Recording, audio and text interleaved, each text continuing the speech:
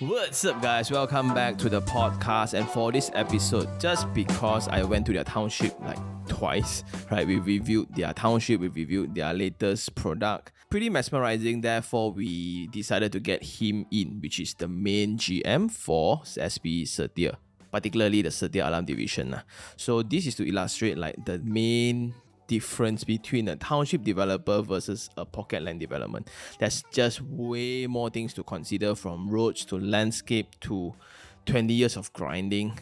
So I guess it's going to be a really eye-opening episode for everyone, and they also have a latest launch that I'm personally very interested in. So do check out the link below and enjoy the podcast. So welcome to the podcast, Mr. Dan. Thank you very much. Have a belated 恭喜发财. Yeah, 恭喜发财 to you also. Okay. Yeah. So may all of us be prosperous this year, especially property scene now, of course. Before we start the podcast, maybe you want to introduce yourself to the audience, right? Yeah, I think I can do that. So I graduated with an electrical engineering degree from a local university. Yes, and my first job was as a consultant with an M&E firm. And then I moved on to ABB, electrical switchgear manufacturer, and ended up with SB Setia. I was actually hired as a M&E engineer for SB Setia. Then I branched out into project management, and I was also one of the pioneers at Setia Alam, or Setia Alam Township. Yeah. And I've seen it grow from nothing to a thriving township that it is today. Oh, that's a very rewarding experience. Right? Yes, it was over a 20 years period. So I would say that I am very glad and proud of how it has turned out today. 20 years, a baby goes university already. Huh? Yeah. That is that long, right? And it's matured into a fine young man or young lady. I mean, I have to be non-gender biased. Okay, that's so cool. Right. But it's very rare, right? Like Ian, like I think you are the first E&E person I met in a development company. But most of them all come from infra, civil, right? Civil structural would be more common. But I guess, you see, along the way, as you move up, once you move up to a more managerial position, or perhaps even up to the head of a business unit or a general manager per se, then it would be more on the people management skills, So I would be managing a team of people that actually knows more about the technical issues, that knows more about handling customers as compared to me, What I have to emphasize is to guide my team and make sure that they are all focused on the same goals, which is to provide the desired returns to our company, as well as to satisfy our customers' needs. Was it a very difficult transition from an engineer? Because I think a lot of young engineers listens to this podcast. Yeah. So like they keep thinking like, I can only have consultant as my end goal. But not really. Not really. I would say not really. So like, was that transition difficult? Do you find that transition challenging? Well, I would say that it depends on the particular individual. Obviously, I think you have to continue to learn along the way, continue to enhance your skills, your interpersonal skills and your knowledge in order for you to be able to ask the right questions and to optimize on certain situation and learn to actually manage situations or challenges along the way, See?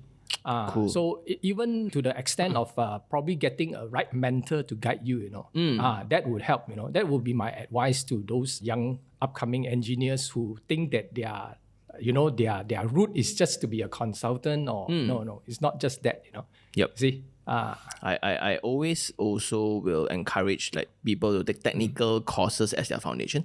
Yep.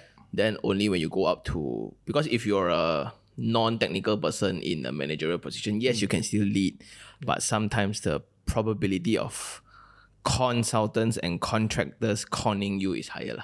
No, I'm just kidding. That can happen. Yeah. So you need to have that knowledge to be able to sieve it out. So that was my advice that I got from a Tan Sri. Oh, okay. Yeah. So young man, luckily you take this course because if not, you will kena con left, right, center. Okay. but anyway, so when did you join? Like you just had to say 20 years in Setia, right? Yes. And just today's topic will mainly revolve around Setia Alam Township. And the point that I want the audience to know is the difference between township development and pocket land. Yep. Okay. Right? So in total, Setia Alam, right? Yep. How big is it? 4,000 acres. Yeah, that's the size. Yeah, you can heave a sigh of relief. It's really, 4,000 acres is no mean feat to develop, Okay. And you all started in 2004? 2002 to be exact. Okay, 2002. The purchase was made then. Then just now, before the podcast started, you shared 2004 was the first launch. The first launch. Yeah. But it really took off when the highway was ready. Yes, correct. So maybe I'll just elaborate a bit more on that. Of Okay. course. So now we bought the land in 2002 at time, and then we actually had to do a joint venture, and that actually led to the birth of Setia Eco Park. Of course, we were in the driver's seat lah. We have two other partners who actually allow us because we have the expertise to do the job. And we also sold a piece of land also to finance the construction of the infrastructure. And then that infrastructure was completed in 2006 on time for the first delivery of our first launch was 2004 and the first delivery was 2006. So that was the game changer lah. Okay. Before that, I would say that piece of land was in the backwaters of Klang Valley. It was good. The location was good, but it was not accessible. So having that highway connected to NKVE, that actually opened up and made it accessible to, I think, all over the whole areas of Klang Valley. People from Subang, people from PJ, all could just utilize the access, and it was just a short drive away. That's where the traffic started coming in, and people actually started appreciating the convenience and how well we have planned the township to be. That's why a lot of people, when I grow up, my uncle talks about when, you must have highway. Then you think about it. Because we grew up with the highway. So last time, a mentor of mine also, they built the North-South highway. So last time got no North-South highway, all go the old trunk road, right? That's why you have all the northern region not doing as well. But suddenly when the highway comes up, everyone starts, because there's connectivity. Just like Setia Alam, when there's the highway, suddenly people start talking about it. Hey, it's not that far. Right? So and that's the very important thing. I think infrastructure indirectly determines the success of a particular township. Well, I would say that to a certain extent. Of course, you still need to have the master stroke of the developer involved in that also. So our vision for Setia Alam was to have a township that was in touch with nature. And true to that, we actually allocated 10% of the 4,000 acres to greenery, and that can be seen in the linear gardens, the pocket gardens that we have incorporated inside our precincts. And besides that, we have built high quality parks that proves to be an attraction to the residents as well as the neighboring township residents as well. Just for context, 10% here is 400 acres. People that's a huge. 10% okay, it's another island by itself. Then also, besides infrastructure, right? I think I mentioned this in my previous review of your township. I think you indirectly, right? You guys became the blueprint for Strata living. I don't know what you think about that, but this is for me from a third party, right? Last time, all individual titles, we all dry on, means whatever I can build, I build to the max. Whatever greenery landscape, it's just chincai, put some steel works or whatever to call it playground. That's about it. That's where I grew up, which is Taman Sri Muda, the flooded area. So then when I go and check out my aunt's house, which is in Setia Alam, right, suddenly who maintains this? The people? Who are the people? The developer? So good one. And that, indirectly, when you go into there's proper landscape, there's design to it. Even the street lights are designed, decorated. I think it's amazing. Then, and I really think that the people that bought back then have no clue how rare it is. Because if they look to the other side where I grew up, right? Oh my God, it's so good. But I think like back then there was no strata landed policies or what's or act yet, right? So like what do you think about the current strata living conditions? Because in Setia Alam, mostly all the old ones are still individual title. Yep, that's correct. But I think it's quite easy to explain why we did it that way, because our intention was to give value to our purchasers. Of course, when you give value to your purchasers, you will see that they will be appreciative of it. And then over time, they will see an increase in the value of their properties. And if, let's say, for instance, if they want to consider upgrading, they will always come back to us, you see. So along the way, as we give and create value in our township, we will see that we are able to increase our prices. So we will be able to make our shareholders happy as well. So it's a win-win situation for everyone, for us to actually put in those, decorative poles, well-maintained parks that are well adorned with a lot of equipment and all that, rather than just banking on the authorities to do a simple park or, and all that. And we also chip in on the maintenance part, because sometimes we know that the local authorities may be overloaded in terms of, maintaining the cost to maintain. Then if the place looks too shabby, then of course that will drive away the purchasers, and the residents will not be happy. So we thought that, if within our means, if we can do it, then we will chip in to that. So you don't need strata living to have all that in Setia Alam. Because you guys are a real rare breed, I would say. Like, again, people always think that developers only money driven. Like, which business are not money driven, right? First, let's put it let's put it out there, right? But I think like it's more than what you guys need to do. That's why even my auntie uncles, like I shared before, they tell me to just buy their property to the extent that you don't need to work one. Because the resale value was so hot, was so high. And again, I'll share my friend's story. Very pity her. Like, we were in the development office together. So she was from Klang. She works really, really hard, like kiasu level, right? I thought at kiasu she's worse, just because her dream was to own a house in Setia Alam. But our salary couldn't catch up with the housing prices of Setia Alam. Then until today, she cannot buy. Until today, as we speak. So, really? So it's like it's way above the affordability level.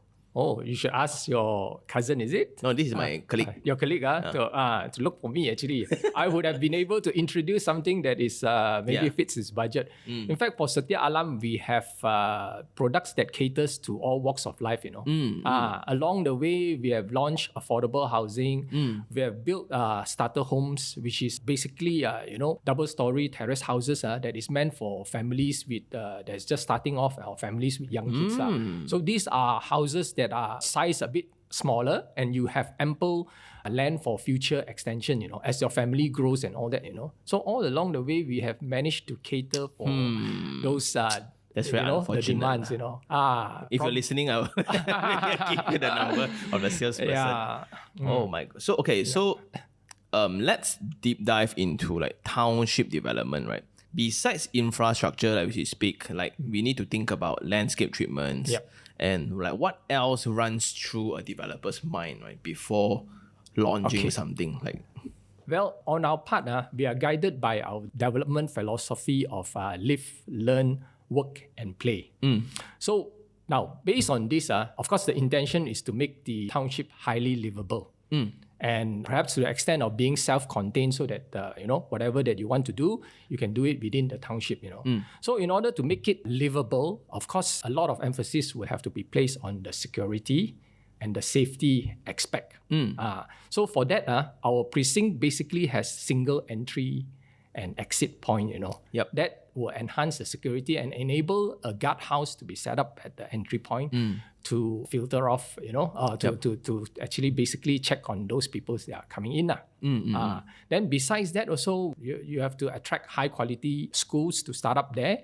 within our township, besides having established Chinese school, we also have Kebangsaan school and we also have international school. So there's various options for people from all walks of life, and we know that school is one of the reasons why people will settle down in that particular township. Agreed. Yeah. Everything for the children. Yes, and of course, the township also would need business or corporates, to be housed there to offer jobs.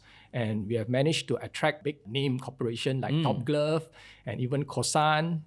And we have a full mark of what you call 4S centers that enables people to actually basically get most of the brand of cars, from Japanese cars to even the the premium European brand. All of that is available in Setia Alam. That's insane. Yeah. Like when I went there, right, this is like is it a automobile city or what? It's just rows and rows of all 4S service centers. Yes, correct. So basically you can buy and then you can service your car within the township. You see? All that is necessary for economic sustainability. The township has to be thriving, so that people come here, they see a lot of, there's vibrancy, there's a lot of business to be done here and all that. Then we also built convention centers to attract in the exhibition crowds and also those people that to come in to check out the particular exhibition and also conventions, dinners and all those type of things. And a lot of these people that they come in, they like the township, and some of them were actually converted into residents or purchasers as well. So that one attempt driving around, wow, then they buy. Yes, correct. That works actually. That works, Then besides that, I think we shouldn't miss out on the play component. So for that, we have actually built Setia City Mall that was completed in 2012. And most recently, we have opened the expansion. Yeah, the new wing. Yes, the new wing, So now combined itself with more than 100 shops and brands for all our residents and even people from outside, So it has become more of a regional attraction already, attracting people from outside our township. Yep. So everyone is happy. Then besides that, also we have high quality public places. We have parks and all that to actually encourage people to live their life outdoors, rather than to be cooped up indoors. So I would say that it is well self-contained and a township that is full of amenities, and basically you can get everything within the township, and you rarely have to actually go out of Setia Alam to do your stuff. Yes, that's great. Yeah. So a tip personally that I use to determine the level of development, right, always is I look at the landscape at junctions. Like in traffic light junctions, right? Usually that's the display of sophistication, because that's where all the infrastructure all clash on always. Yeah. Then your walkways, your traffic lights, right, the design, then the width of the road, like usually at junctions, because we operate there a lot, because always we want to lay new pipes, we operate, so it's always very bad. Then we put in a lot of pavers. Do you use pavers? Yep. Then it's easier to lose. Then the trees around the roads. So that's why when you said when people drive around, people immediately want to buy. I can feel that, because if you drive just around the housing area, right, the trees are matured. Yes. Right, and it's so well planned next to the pathways. Then there's a certain buffer of landscape to prevent snatch thieves. Yes, and all those are inconsiderate, because by right I don't need to build one. I can just save that cost into my profits. But you guys did it, so I think it's very, very well done. In fact, and it's up to a level where I think certain strata developments, landed stratas, don't even have that level. Unfortunately. But I think that's 2000, from 2004 until today, right? People are still talking about. Now the debate is, they're very jam. Should I still go there or not? Yeah, so that's the amount of popularity. Last time people don't want, where's this place? But now people, it's always jam on there to go in and out. Well, we are a victim of our own success, You see, the jam is not contributed by the residents of Setia Alam per se. Okay, as of now, we have the population in Setia Alam should be about 80 over 1,000 already. But the visitation to Setia Alam is well beyond that, Basically, we have people from nearby surrounding townships and also outsiders that actually comes into and passes by the township every day on a daily basis. I mean, basically the link to the highway. Our own success. Yeah. Wow, well said. That's right. But nevertheless, we are actually aware of the situation and we are actually putting in efforts to continuously improve and upgrade the infrastructure. Most recently, we have widened the highway link. You know, it was originally 2 lanes on one side and now we have made it 3 lanes each already. So that has helped with the traffic situation. But yet, I think that there is still things that we can do within the township to benefit our residents. So that's what we are doing, you know. Along the way, we'll be putting in effort to make it safer, to make it more livable, to upgrade the infrastructure so that there'll be more convenience for our residents. And along the way also, we'll be adding on amenities. So far, I think what the township lack is medical center, and that will be coming up. That is on track for completion in 2023. Next year. Yes, that's the plan. Yes, all right. Cool. Like if you don't mind me asking, a bit sampat. How much more land you guys have? We only have, that is the what you call question that is bothering me also. We are actually running out of land in our development. And in fact, we just have one last parcel of landed property left to develop, you know. So all in all, we are 85% developed already. 4,000 acres left. One last phase. Yes, one last phase. If you kanjong one, better look out for their lunch. Well, we expect that parcel to do very well also. It's going to be a 22 by 75 size terrace house, double story. That perfect terrace house. Yes, correct. It will be ideal for most families, I would say. Yeah, if it's a starter family, you can just buy it and then probably live there for the rest of your life. You know, things like that. A good ideal size. Then as we now progress, then a lot of audience actually come to me with this burning question. Do I buy Setia City's high rise or do I go for Setia Alam's landed?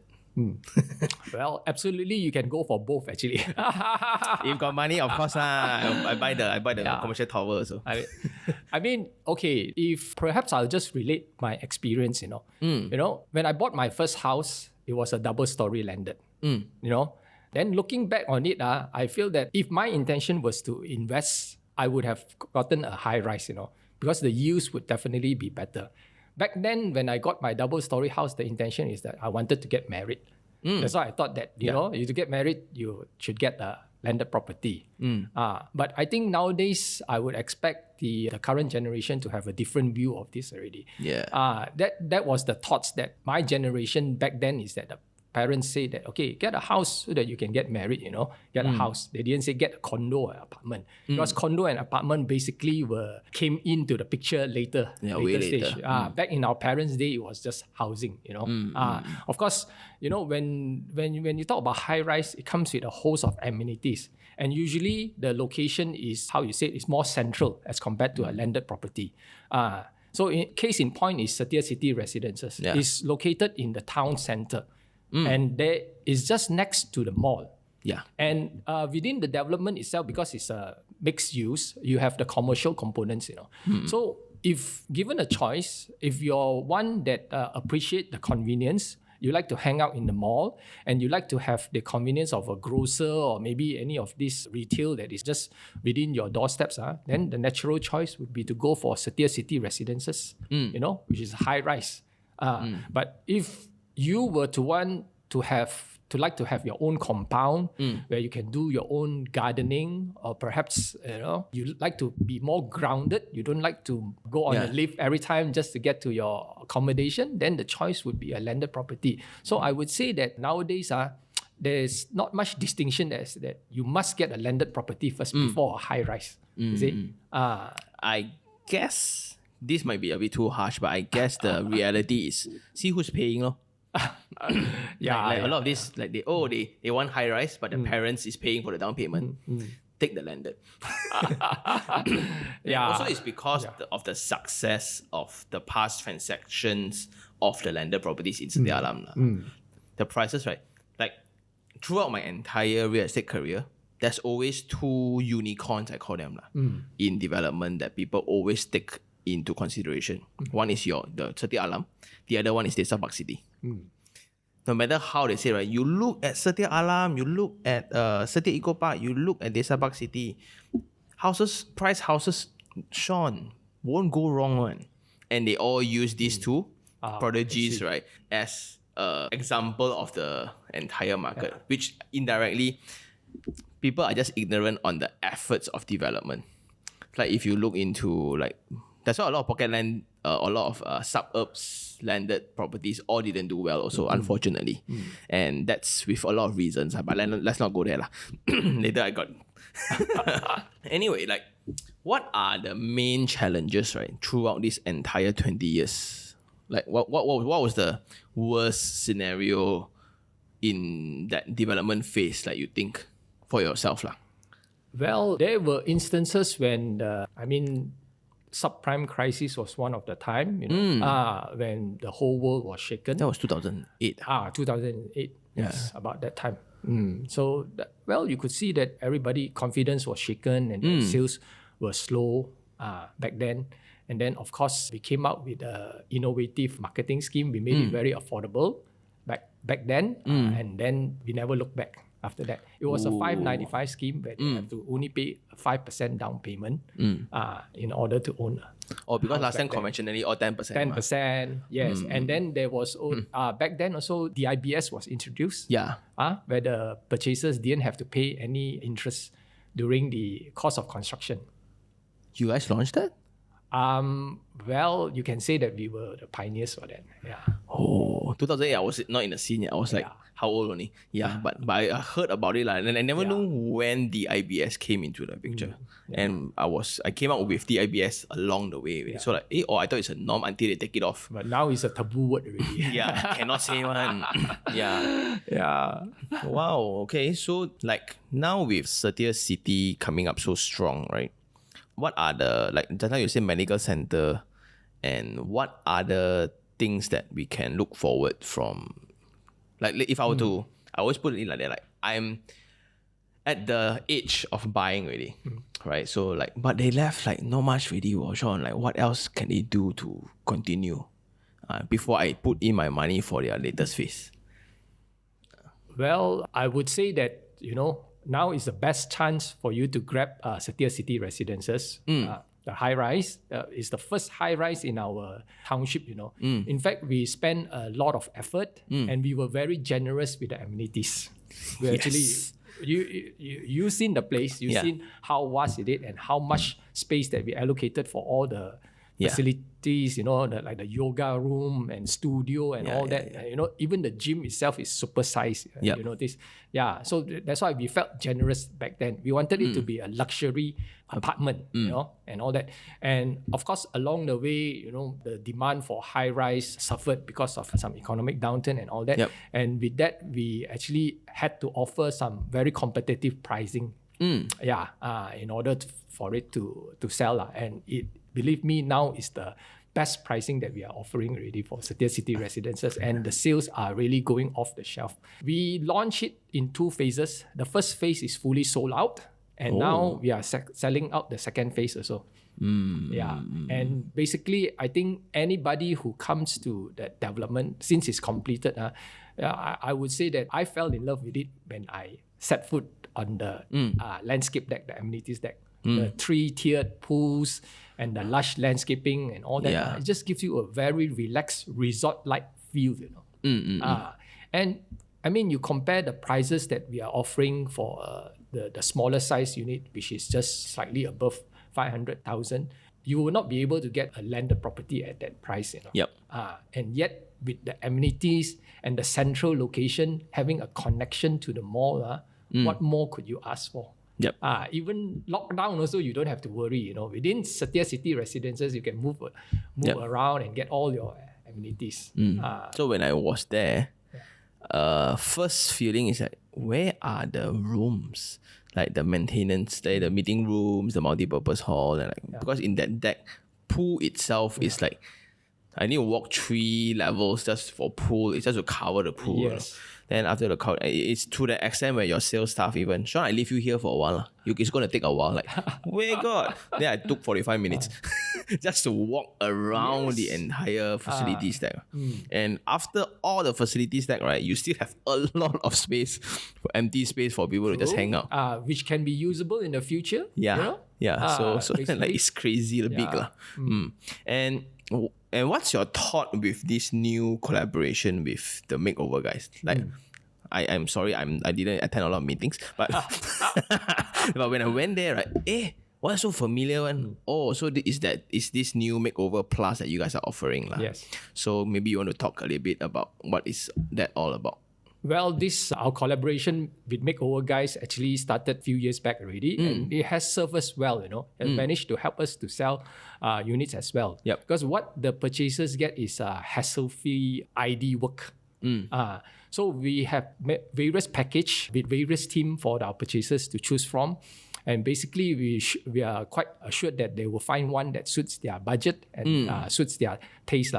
So for this Makeover Plus, this is one scheme that allows the purchasers some customization on their ID work, their ID package. Some they may not just be satisfied with the standard package that is offered, so they would want something extra, something that sets their unit apart from the rest of the units.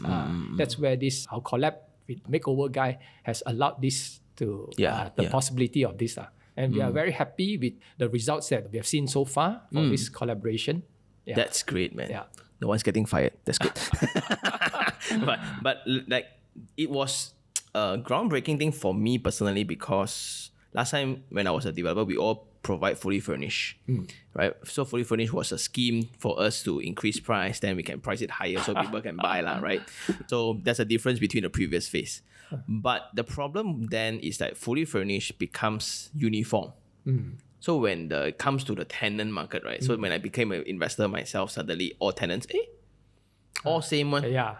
Right? Then owners also, my house is exactly the same like yours. That's true. Then then owners like, I don't like to be like his one. I don't like him. So like, can you change my cabinet? Then when I was in customer service for a while, then like, why you all complain this kind of thing when you want your kitchen to look different?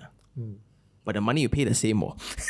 So I think this indirectly, right? Technology helped and technology enabled this entire transition to happen. That's why it's a very luxury point right now. And again, I just want to stress again, the positioning of property market, like what you said just now, it's like the right best time to buy. Yeah. Personally, for those who followed my channel, I'm very bullish when this entire pandemic hits, right? To me, I exit everything else just to buy property. And also, I think that if you are ready all this while to get a home, I think it's the best point ever. That's true, Sean. That's very true. Like when market is good, right?冇咁嘅歌仔唱嘅樣啦。That's right.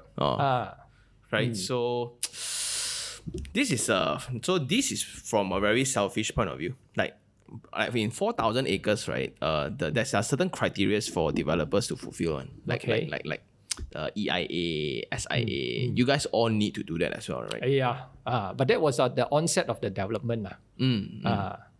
Right now, we are just doing some monitoring of the compliance to all that.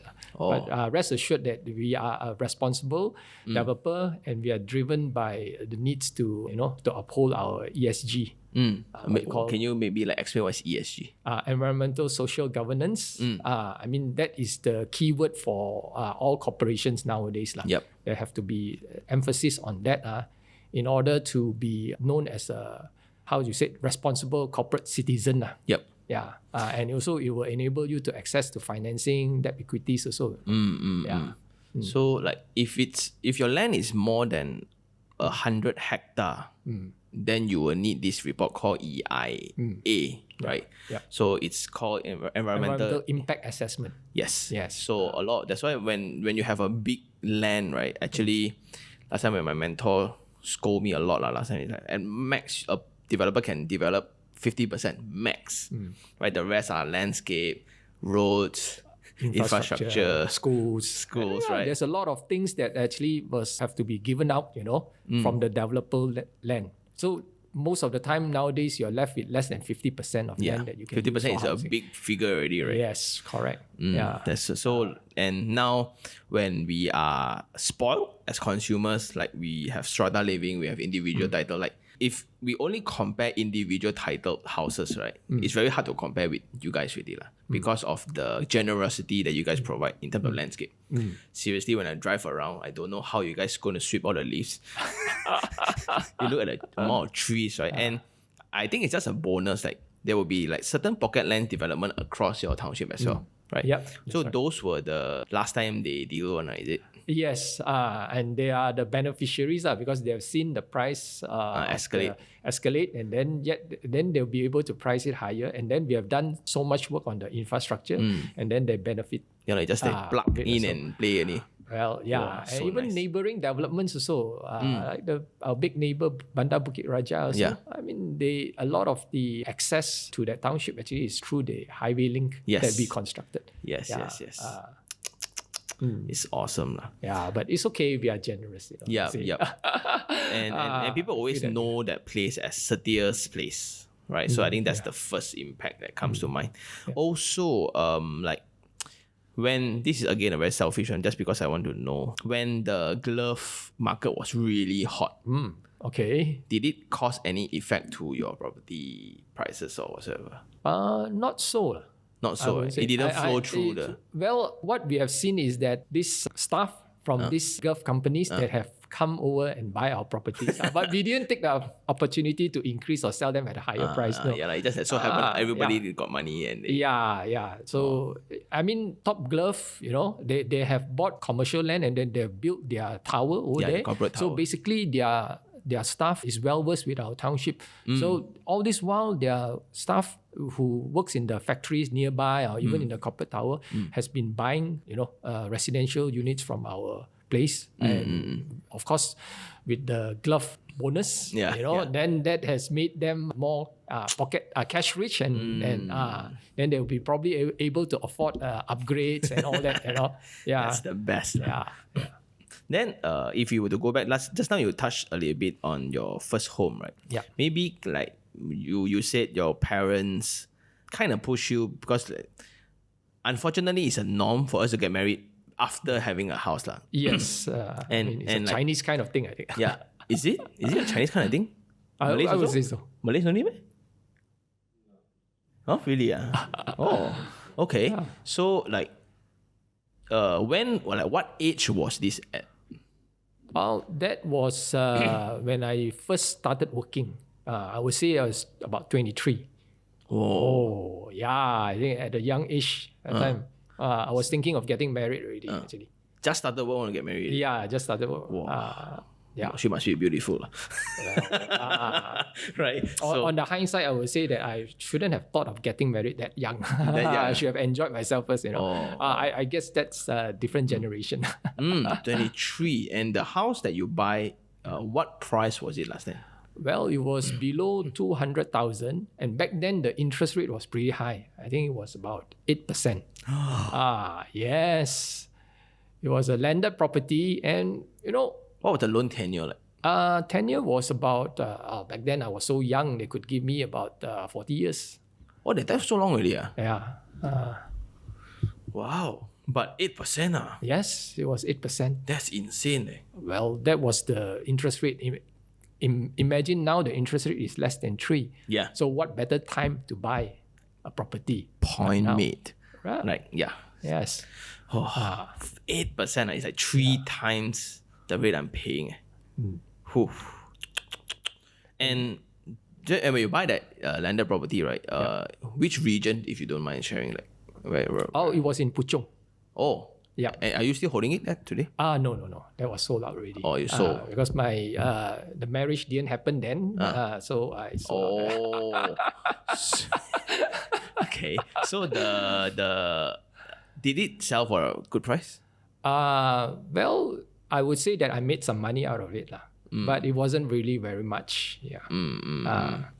Then like if for a young person, like let's say young engineer, 28 years old, what would your advice be? Like, should he get a property now? Well, yes, I would say that you should buy a property within your means lah. Do not overstretch yourself until that you have to allocate major part of your or major chunk of your salary to actually pay for the installments. Buy within your means so that you probably have a little bit more money to save up and look for another piece of property for investment. Like I mentioned, I still feel strongly about commercial properties like shop office and as well as high-rise residential because the yields are definitely, the returns are definitely better. Different, yep. Yeah, of course, if you look at landed property, you're talking about capital appreciation. But if you were to buy that landed property, then you would stay in it. Then, I mean, the capital appreciation doesn't come unless you sell it off, you see.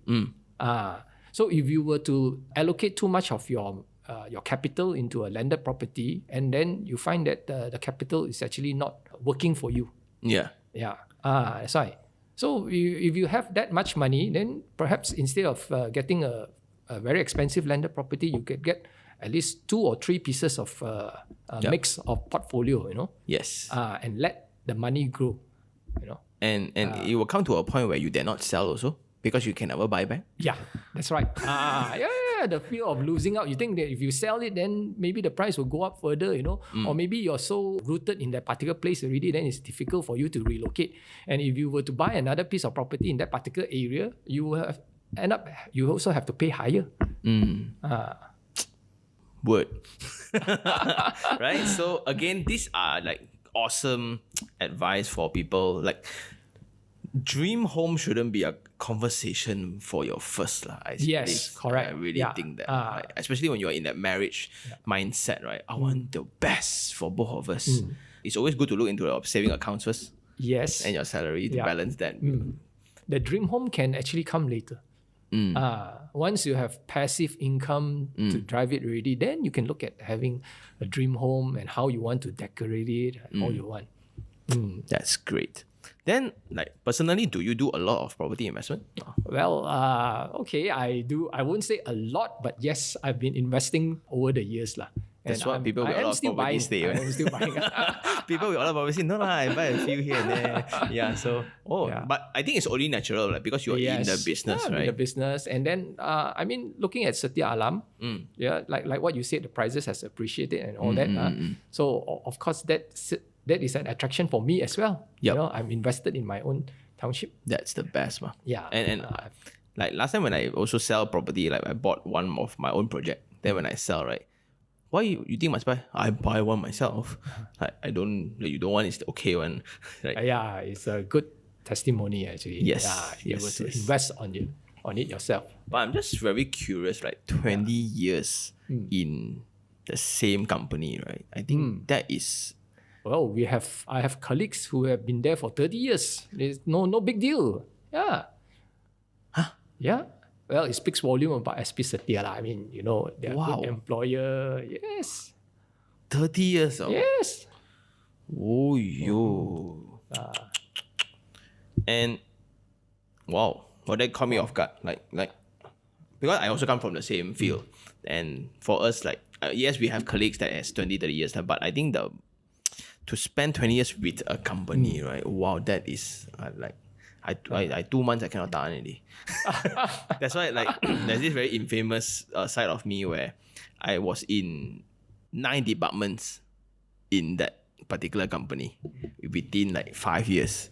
So everyone, you learn everything, but I was kicked around lah. So wow, 20 years. I think that's something that we need to learn from your generation. Like that patience, right? That's why I doubt that the present generations would be able to... Like, we are so distracted and what's on the other side. But I think there's a need for organization to evolve with the times. I mean, to make it relevant to the current generations. That it's a two-way kind of thing. Very, very good. Anything else that you like would tell your younger self, like when you are 28 again, right? I don't know at what year you are 28 lah, but let's say we rewind back, right? You can tell yourself, like, what would you want to change or buy Bitcoin? I wouldn't say that there's any major change that I would ask myself to do. except probably to start investing in properties earlier back then. Earlier. Yeah, or could have been more how you say it, probably I'll be able to retire now, if I made the right investments then, like to buy more high rise, to buy more shop offices back then, rather than to pursue the dream home that you wanted in order to get married. Wow, that's just home run for me, man. That's really just home run for me. Anyway, since in the end of the podcast, right? What's the latest upcoming project in Setia Alam right now? Then where should people go and pay attention to? Well, as I mentioned earlier, there will be an upcoming double-story terrace house. This is the last phase, and we are really putting in a lot of attention into it to give the best value and most, memorable home for those people who desire to upgrade, I would say. Because it's going to be a big house, and it's going to be, there's a lot of attraction around it. With it's just next to a wetland park, which will be upgraded. The wetland park is completed, but it will be upgraded further in order to make it more appealing. And the landscape that we intend to put inside there will be class of its own. In fact, because it's the last phase, so we wanted it to be a last hurrah. Like the final lap, last dance kind of mindset. Then besides that also, now with Setia City Residences selling well, and we are anticipating that we will probably sell it out by end of this year, then we have actually started looking at the next development after Setia City Residences, a high-rise also component that is just across Setia City Mall. Wow. Yeah. So stay tuned. Never ending one, it's so exciting. Of course. The township still needs to be developed. And right now, when we come to this particular stage where it's semi and going towards maturity already, we can see that the commercial component is really taking off. That is the part that is Setia City, our commercial CBD. You can see more vibrancy, you can see more footfalls coming into it already, and more attractions. That is so cool. Yeah. Anyway, thank you so much for sharing all your experience. I really have utmost respect for OGs like yourself. 20 years in the... You make me sound so old. No. But I think it's the 20 years of grinding in development is seriously no joke. And you went through economic crisis twice. Yes. Right? And we survived, I think. And we barely, this is barely a hiccup for us.